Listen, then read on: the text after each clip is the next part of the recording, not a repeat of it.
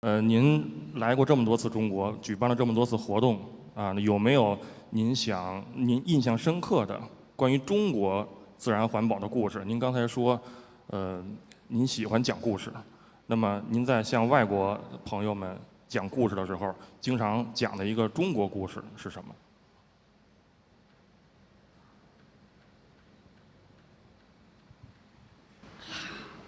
Again, I visited China many times, and there's an awful lot of stories that I do tell people in other countries.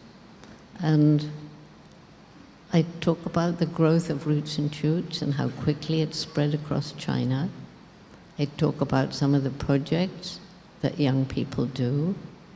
I talk about, there's one particular little girl, I met her when she was 8. I met her in Chengdu, and she couldn't speak any English, but I think it was her father who translated. She came, we were doing a water project, and she came with her parents. And she told her father afterwards, when Dr. Jane comes back in 2 years, I'm going to know really, really good English because I must talk to her. So I came back in 2 years. I went to Chengdu, and Joy was able to talk to me in English, and we had some good conversations. And she started Roots and Shoots in her school, and she started a big campaign for clearing Chengdu streets of trash and various other things. And the same thing happened 2 years later.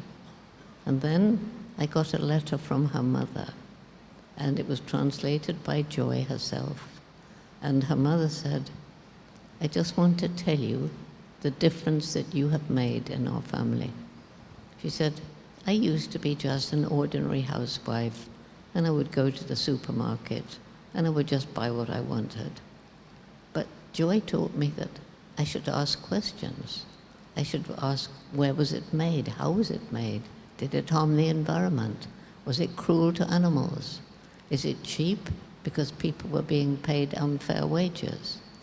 And so I learned gradually that I should think about what I bought and that I should stop buying things that were made unethically. And then she said, I became so fascinated, I got a little group of mothers together and we began helping Joy and her friends build up the Roots and Shoots and move it into other schools. And then she said, I began writing plays for the Roots and Shoots students to perform. She said, you cannot imagine how through my daughter you have changed me. And I tell that story often because, you know, I think we all know that we're in pretty dark times right now, globally, environmentally, socially. And a lot of people are losing hope. A lot of people come to me and say, what can I do? I'm one person, and they give up. And I say, no, you know, every little thing you do is going to make a difference because every day we live, we make some impact and we can choose what sort of impact we make. And you may think, well, it doesn't make any difference if I pick up a few bits of trash. But it's not just you. More and more people around the world are picking up trash. And cumulatively, these small differences make a big difference. And so it's young people everywhere. And as I say, Roots and Shoots is in 71 countries now. And young people everywhere are influencing their parents and their grandparents. I get story after story, but the first one came from China. And then I was really impressed by your stories of working with pandas and how you crawled into a den, if I remember rightly, when a female was giving birth.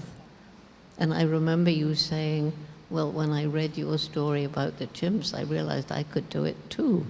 And so I shared your story of the panda and the trust that you gained with the panda. I shared that story a lot. And when I wrote the book, Hope for Animals and Their World, there were many stories that came from China. The crested ibis, you know the woman who works with them? Yes? Well, there were just a few when I wrote about it, and now I hear there's many, at least 1,000. Yes. And right at the beginning, there were so few, and people thought that she was silly to try and do this, and it wouldn't work out.